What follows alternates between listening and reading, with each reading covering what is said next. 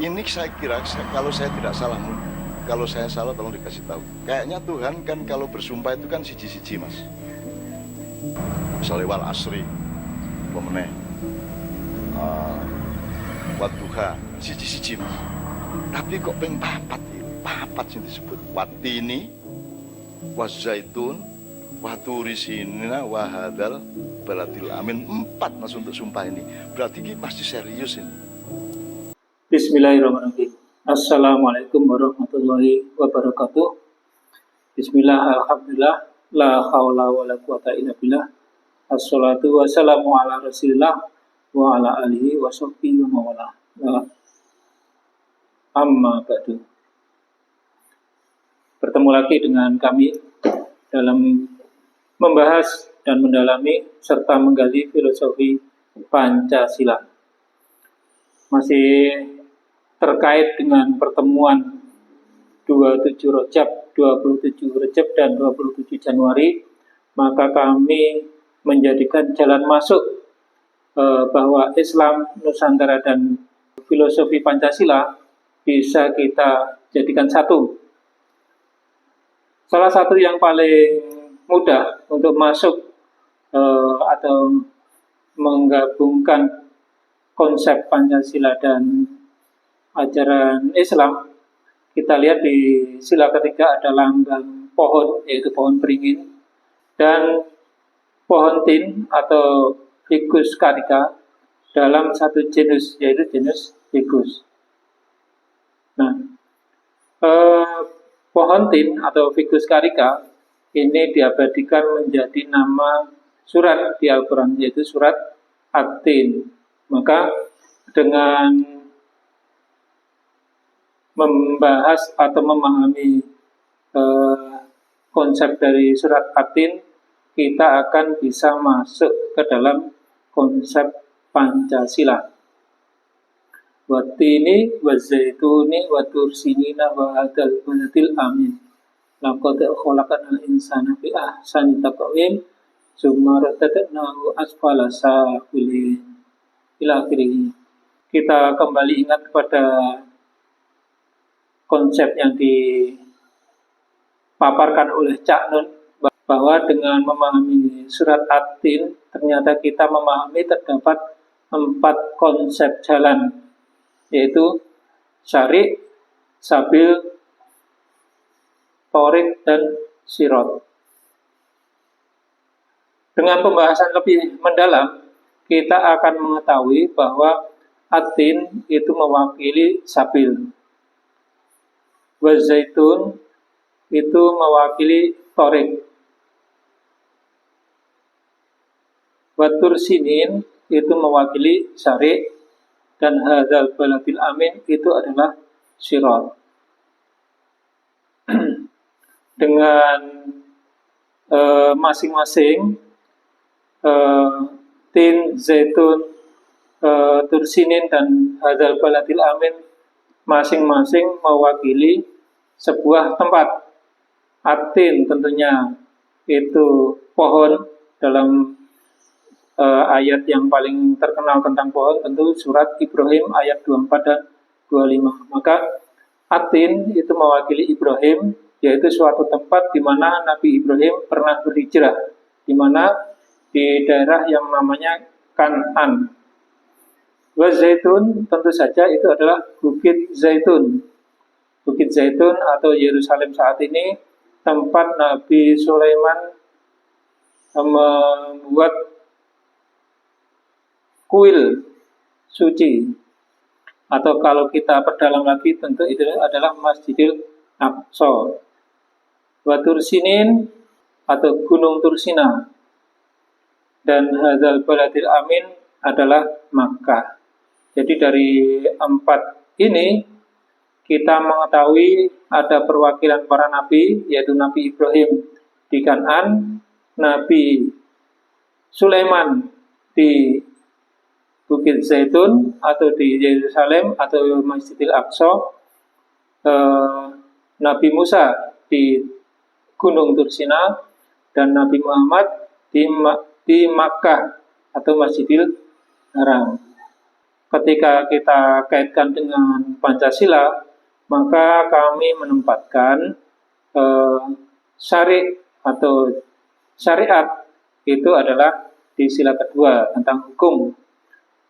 Sabil itu di sila ketiga karena lambangnya lambang pohon.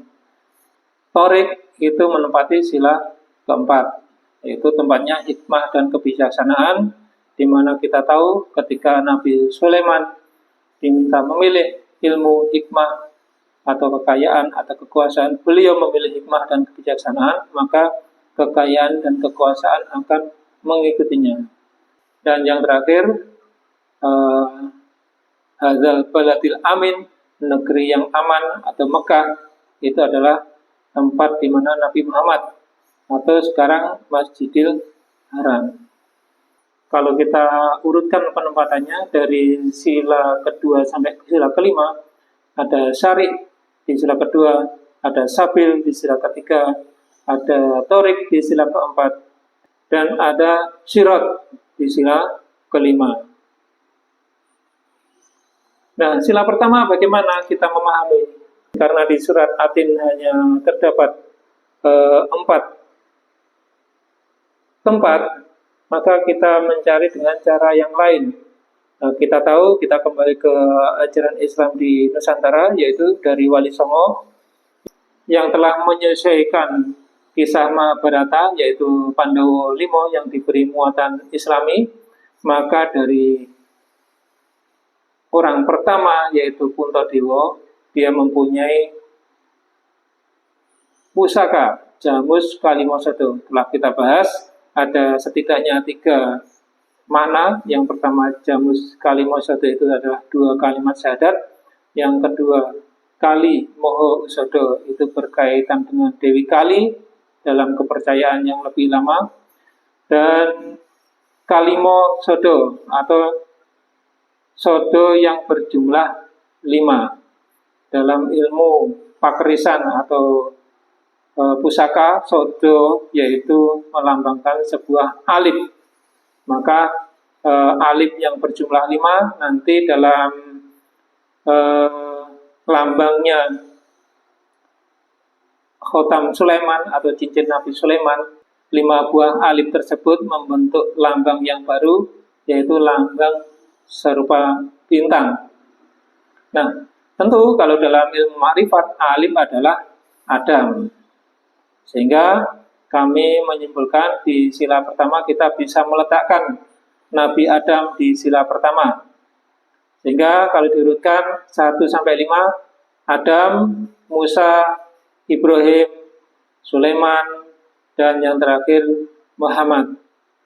Yang menarik ketika kita ingat tanggal 27 Rajab, yaitu peringatan Isra Mi'raj, maka seolah-olah urutan ini juga mewakili yang namanya Isra dan Mi'raj. Ketika dalam peristiwa Isra Mi'raj, Nabi Muhammad bertemu dengan Nabi Adam di langit pertama, Nabi Musa antara langit pertama dan langit ke-7, dan yang terakhir Nabi Ibrahim di langit ke-7.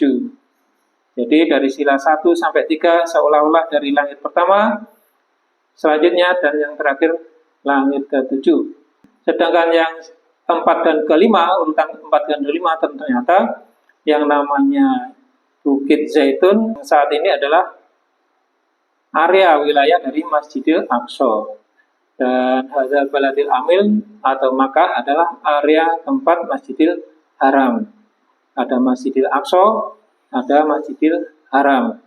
Konsep Masjidil Haram dan Masjidil Aqsa itu oleh para leluhur kita, para pendiri bangsa, yaitu pada peristiwa 28 Oktober 1928, Sumpah Pemuda, ternyata telah dikumandangkan, yaitu Indonesia Raya 3 stanza. Indonesia tanah airku, Indonesia tanah yang suci, dan Indonesia tanah yang mulia. Nah, ternyata Masjidil Aqsa itu kalau di runut akar katanya, Aqsa itu dari kata kudus, yaitu suci. dan haram, Masjidil Haram, itu haram adalah mulia. Dalam Indonesia Raya 3 stansa, kita juga bisa memahami ada semangat suci dan mulia. Suci dan mulia ini juga mewakili Masjidil Aqsa dan Masjidil Haram. Ini adalah review dari pembahasan sebelumnya. Mari kita dalami lagi. Kita akan membahas tentang pohon yang lebih dalam lagi.